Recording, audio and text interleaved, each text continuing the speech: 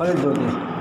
अब देखना है कि पृथ्वी जो है तो शयन कर रही है या जागी हुई है। तो प्रद्योतनाथ पंचलवांक सूर्यो नवेन्दु खड्विंशमिता निभान सुप्तामही नैव गृहम विधेयम तडागवापी खंडम सस्तम। अर्थात सूर्य के नक्षत्र से 5वां, 7वां, 9वां, 12वां, 19वां, 26वां इन नक्षत्रों का पर पृथ्वी सोई रहती है।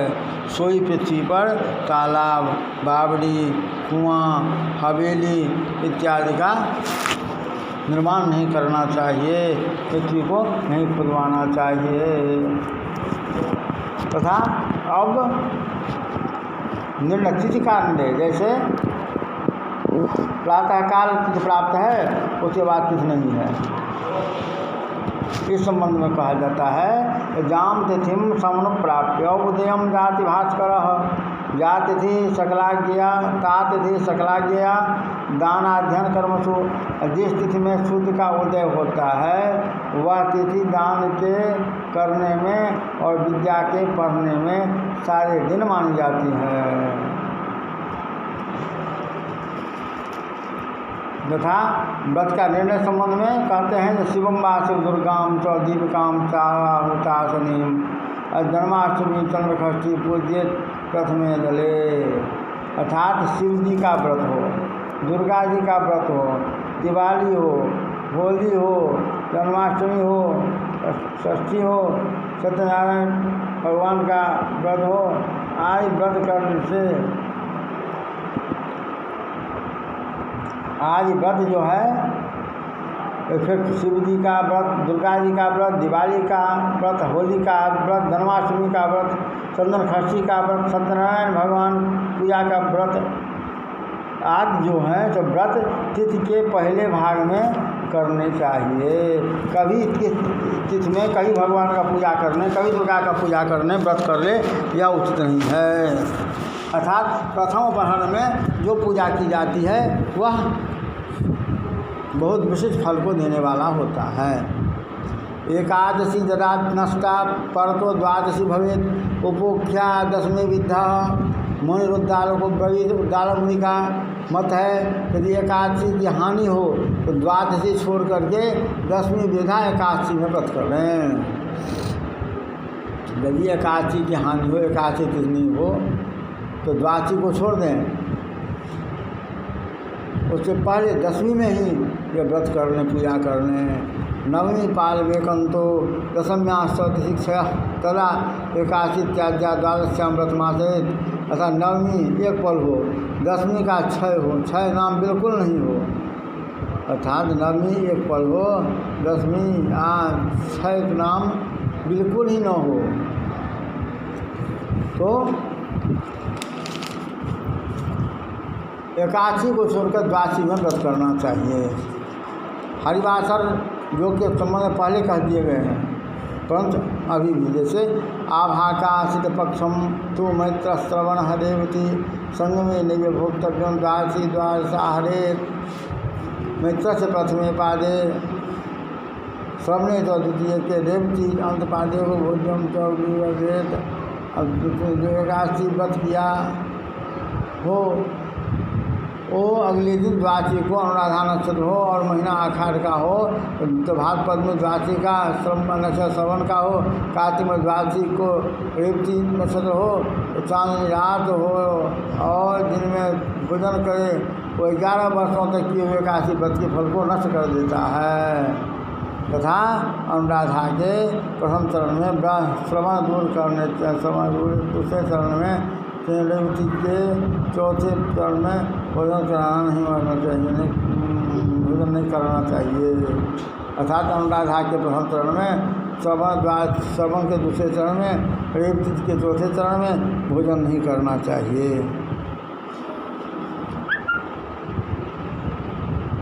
अब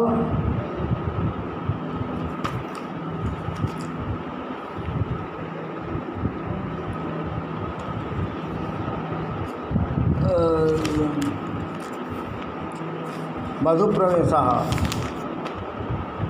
जैसे ध्रुवः क्षिपः ध्रुवः क्षिपम मृदु श्रोत्र बस मूल मघानिले मधु प्रवेशो सन्निष्ठो राकम बुधे पड़े। अर्थात जिन तीनों ग्रहों नक्षत्रों पर जिन तीनों ग्रहों के नक्षत्रों पर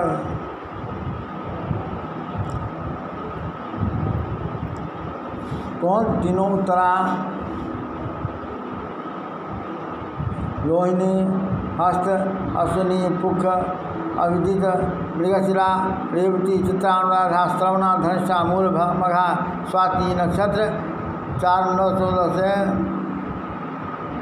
शिव मिलते हैं शिव मिलता है इस बात से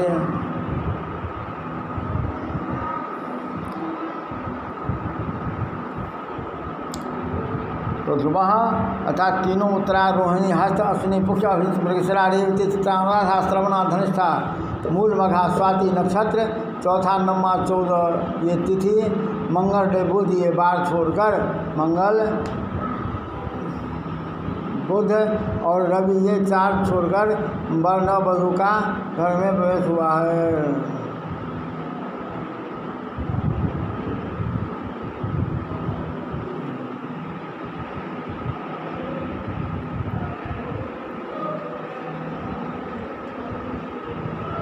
लतागुल्म वृक्षारोपो हस्तपुक्षाश्विनी ध्रुवई है।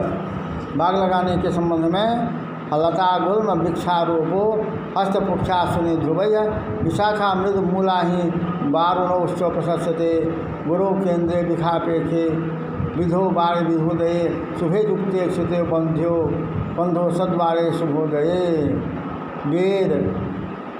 बेल गुच्छे इनके लगाने में नक्षत्र का जो है महत्व बहुत बड़ा महत्व है, जिसमें हस्तपुक्ष अश्विनी तीनों उत्तरा रोहिणी विशाखा मृगशिरा रेवती चित्रा अनुराधा मूल श्लेखा सद्विखा ये नक्षत्र और वृष कर्क कन्या तुला धन ये लग्न केंद्र में 1, 4, 7, 10 इन स्थानों में गुरु और लग्न में या 10वें में चंद्रमा 2, 5, 10, 13 ये तिथि चंद्र बुध शुक्र गुरु ये 4 बार शुभ हैं।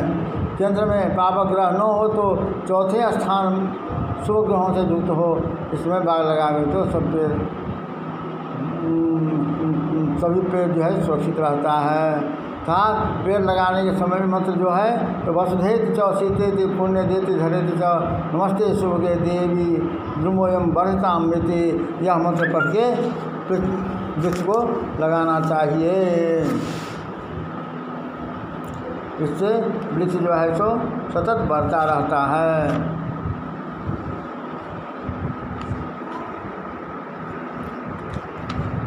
और पहले प्रश्न कैसा हो, प्रश्नाध्याय का प्रश्न उत्तर के संबंध में कहा गया था।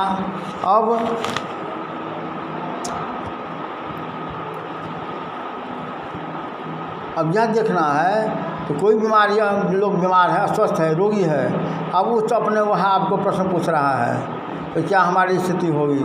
तो इस moment कहते हैं तिथिवारम नक्षत्रम लग्नम प्रहर में च अष्टभिष्ट हरे भागम शेखम तु फलमाचेत हयागनो देवता बाधा पैतृ वै तट नेत्र दंत को खट चतुर्थ को भूता बाधा 9 बाधा एक पंच के। यदि रोगी पूछे क्या दुख है कब आराम होगा तो तिथिवार नक्षत्र प्रहर लग्न सबको छोड़कर 8 का भाग दें और जो शेष 7 और 3 बचे तो देवता की बाधा कहें, 2 अथवा शनि बचे तो पितरों की बाधा कहें, 6 और 4 बचे तो भूत बाधा कहें।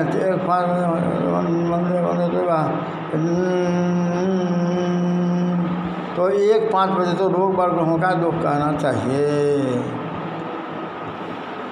पुनः यदि रोगी पूछे क्या दोष है कब आराम होगा तो तिथि वार नक्षत्र प्रहर लग्न सबको जोड़ लें 8 से भाग दें।